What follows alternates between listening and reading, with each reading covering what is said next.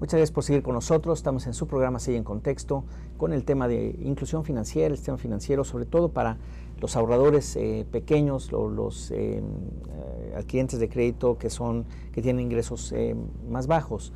En este sentido, bueno, ya hablamos un poco de lo que es inclusión financiera y su importancia en términos sociales y de movilidad social, no solamente para las personas, sino para sus familias también. Digamos, decías, Gustavo, al principio, que esto ha cambiado, se ha hablado más o se ha retomado como una política pública el que haya mayor inclusión financiera. En México, en este gobierno del presidente Peña Nieto, pues ha habido una reforma financiera primero y ahora pues hay una modificación en el Congreso. En términos de política pública, ¿qué concreto se está manejando para tratar de tener una mayor inclusión financiera, considerando los beneficios que esto tiene? Sí, mira, en términos de política pública ha habido dos vías, por llamarle así, ¿no? Una es la discusión que hay en México, el debate en el cual pues, el SEI ha participado activamente sobre el estado actual del sistema financiero y en particular el enigma que genera el hecho de que aunque tenemos un sistema financiero relativamente sofisticado, digamos, y estable, los niveles de penetración del financiamiento son muy bajos en México y han sido bajos por mucho tiempo, ¿no? Y es un enigma porque son niveles de penetración muy bajos comparados con economías similares, ¿no? Esto lo hemos repetido muchas veces, ¿no? Y ha habido un interés por resarcir este problema, ¿no?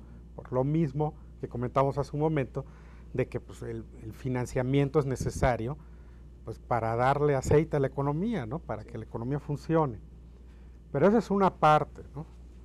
Digamos. La otra, que luego se confunden, es la de generar mayor inclusión. La de generar mayor inclusión ya es otra cosa, porque es que los agentes en sí mismos, las personas, los individuos, los ciudadanos, pues tengan acceso a estos servicios de una forma eficaz, segura, barata, más o menos eficiente, ¿sí?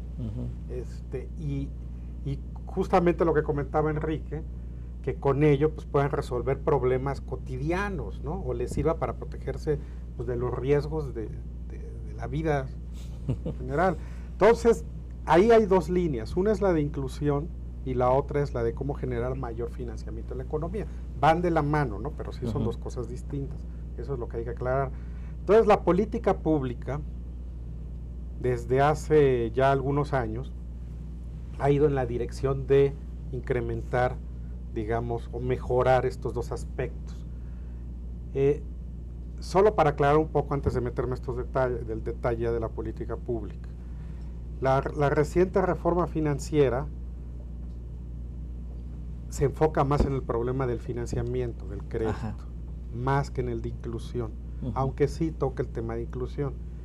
El discurso, digamos, la política pública hacia inclusión, pues fue mucho más visualizada en años precedentes, ¿no? Aunque ahora pues sí hay una noción de que se debe de continuar con ello.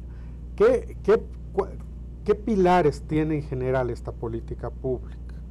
Bueno, ha habido varios, pero dos son importantes. Una, más o menos desde 2004, pero en particular entre 2006 y 2012, y esto no tiene que ver con el ciclo político, esto sí quiero aclararlo. O sea, el ciclo político obviamente lo afecta, que si es el sexenio tal o no, pero en realidad son procesos que vienen trabajando las autoridades financieras y que están ahí, en las autoridades financieras, en la Secretaría de Hacienda, en el Banco de México, los vienen trabajando. Entonces, esas ideas están muy arraigadas ahí. O sea, no, aunque el ciclo político, digamos, las puede hacer más lentas o más rápidas, las ideas están ahí independientemente de qué partido o qué gobernante esté en el poder. Entonces, ¿cuáles son estas líneas? Mira, una, como te digo, desde 2004, pero en particular desde 2006 a 2012, una reducción a las barreras a la entrada al sistema financiero. ¿Esto qué significó? Bueno, significó nuevas autorizaciones para bancos, ¿sí? Significó nuevas autorizaciones bajo la noción de crear nuevos intermediarios, en este caso las SOFOMES. Que son, a ver, nomás para el público en general, serían instituciones, además de los bancos que son más conocidos, otro tipo de instituciones que pueden tomar ahorro de la gente y prestarlo. No. ¿O es más bien son fondos de inversionistas que los ponen a disposición de gente? ¿Qué son las SOFOMES? Las SOFOMES es un intermediario que, como su nombre lo dice, sociedades financieras de objeto múltiple, cuya función, bueno, puede tener múltiples funciones de intermediación y cuya función es tomar recursos y prestarlos, ¿no? O sea, digamos, resolver el problema de la falta de fondos prestables. Ahora, las SOFOMES, a diferencia de la banca múltiple o a diferencia, digamos, de las sociedades cooperativas de ahorro y crédito, que son entidades de ahorro y crédito popular, no pueden captar ahorro del público. Y eso va a ser muy importante aclararlo, porque es para la discusión que tenemos enfrente. Sí, sí, así es. No pueden captar ahorro del público en principio. Entonces, ¿de quién toman el dinero? De sus inversionistas. De sus inversionistas. Sí, o de los mercados. Por ejemplo, le piden prestado un banco, la banca de desarrollo les canaliza fondos, dependiendo, o sea, si cumplen ciertos requisitos. Algunas pueden colocar deuda, digo, si están calificadas para ello, ¿no? A ver, pero no, otra vez, para ser muy claros con el público. Digamos, yo soy un intermediario financiero de estos SOFOMES, de objeto múltiple que dices, entonces no puedo recibir depósitos de la gente de la calle. Lo que pasa es que los inversionistas de esta propia institución ponen su propio dinero para prestarlo a alguien más, o bien piden prestado a Nacional Financiera o alguna banca de desarrollo, o un banco o incluso algún banco, piden prestado estos accionistas de la SOFOME, y ellos a su vez lo prestan a otras, o colocan deuda en el mercado, es decir, se endeudan a través de bonos o a través de otras cosas, captan recursos de esa manera en la bolsa de valores, en fin, donde sea, y lo meten a... Sí, pero no pueden captar.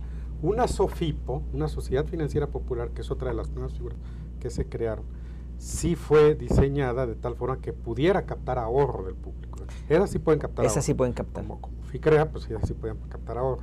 Sí. En el caso de digamos, de las cajas cooperativas, a ver, también pueden otra vez captar vamos a perdóname que te detenga, pero es que sí, se hace, nos hacemos bolas, ¿no? SOFOMES, SOFIPOS o what.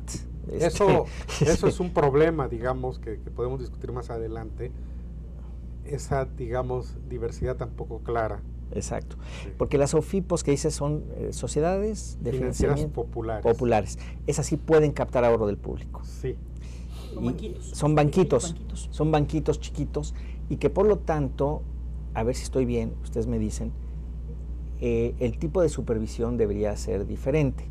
Es decir, como Estado, el gobierno, a través de la Comisión Nacional Bancaria, tiene una tarea distinta de cuando estás recibiendo depósitos de la gente que no tiene por qué tener, digamos, un cuidado, y para eso existen seguros para esos depósitos. Mientras que cuando son inversionistas, pues estás jugando un riesgo. Vas a tener un mayor rendimiento seguramente, pero estás tú jugando un riesgo porque eres un inversionista.